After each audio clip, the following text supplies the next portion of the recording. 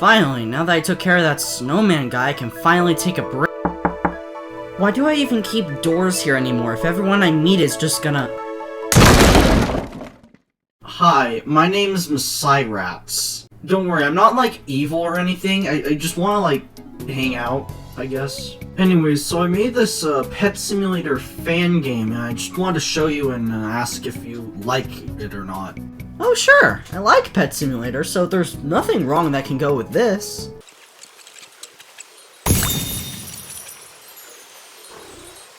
Rats, this is just Pet Simulator, like, what are you doing? No, this is my fan game of Pet Simulator. It's completely different, trust me. How did you even get the assets for it?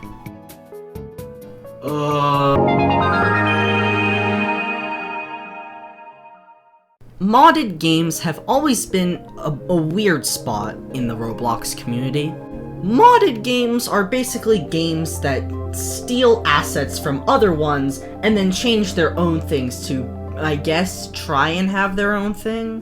One example of this is Hood Modded, a game that completely steals a lot of assets from the original Hood, yet still maintains a lot of popularity. In fact, I'm pretty sure that Hood Modded was more popular than the original game at some point. Can you imagine a stolen copy of your game having more players than the original?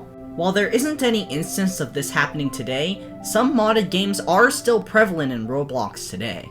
In fact, when I was showcasing a Pet Simulator 99 bug in one of my videos, one person thought I was actually playing a fake!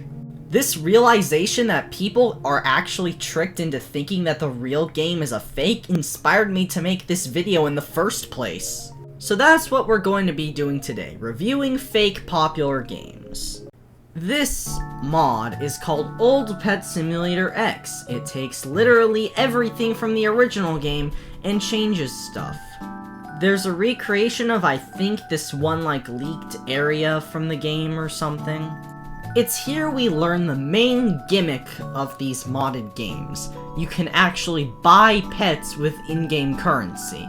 The pets in question being some old exclusive pets from really back then, along with some extra game passes, boosts, and basically everything you can buy with Robux.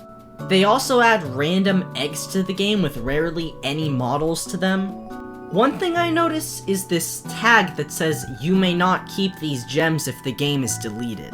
Like, they know their game is getting taken down at one point, and they also know that the kids will get mad if it does get taken down.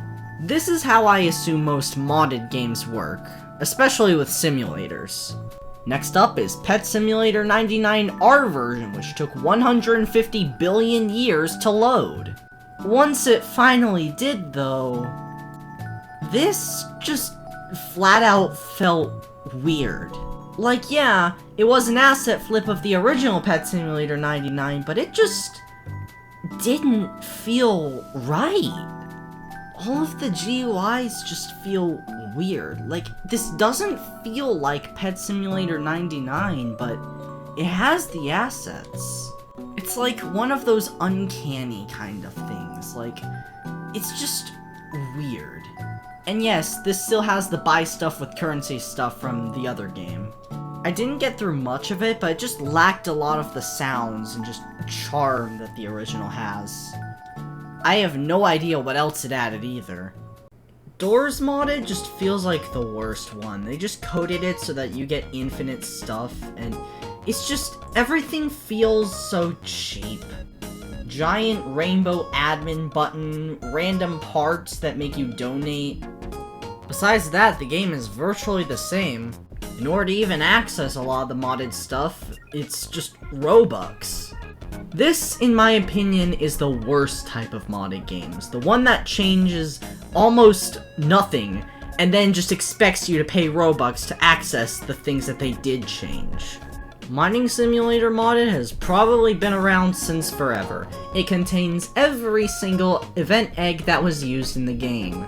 Is it an asset flip? Yeah, of course it is! Why wouldn't it be? Yeah, it is a cool trip down memory lane with some of the older models finally being accessible after like 6 years, but all of the worlds are gone and just replaced with the eggs themselves. It just loses what made the original game special, the feeling of finally being able to obtain the thing you were working towards the entire time. That's what a lot of these modded games lack, the actual replayability of them. You just pay Robux for stuff and then suddenly, oh my goodness, you get the really cool thing in the game. But does that cool thing even matter if the game has like one player to it? Mining Simulator 2 does a similar thing. Bring back old event eggs, particularly filled with secrets to the brim, and sell you all of the game passes again, but with 50 Robux this time. Yay! I love spending Robux on a modded game, it's my favorite thing to do! The final type of modded games I want to talk about are please donate modifications. As expected, it's just an asset flip of the original game. How fun! However, one thing about asset stealing is that you can't actually take server-sided scripts. You can only take what's on client side. Therefore, when you go to the shop, it's just barren. There are no booths available in this type of shop. There's just nothingness, placeholders. Why would you even need the currency that it gives you every second, which is one of the claim to fame for all of these games? In fact, what's the point of any of these games? To trick your friends?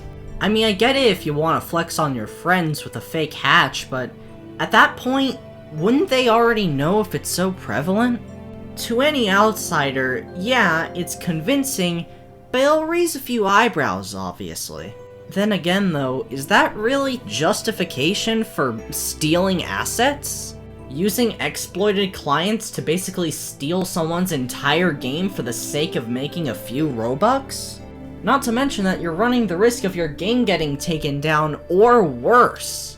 You do not want to screw around with copyright laws, and considering how massive some of these games are, I wouldn't be surprised if they started handing out DMCAs. We shouldn't have to be in a world where everything you make on Roblox can just be copied and passed off as some mod. Yes, Roblox is doing things about this, but the morality of the people who are actually making these mods is basically at the bottom of the barrel at this point. Hopefully though, it'll get better, and it already has with a lot of these games dying down and receiving what they deserve, copyright claims. All in all, I'd say it's looking up. Of course, I don't really like these types of games at all, I've expressed that multiple times throughout the video. But you shouldn't feel bad if you do play them.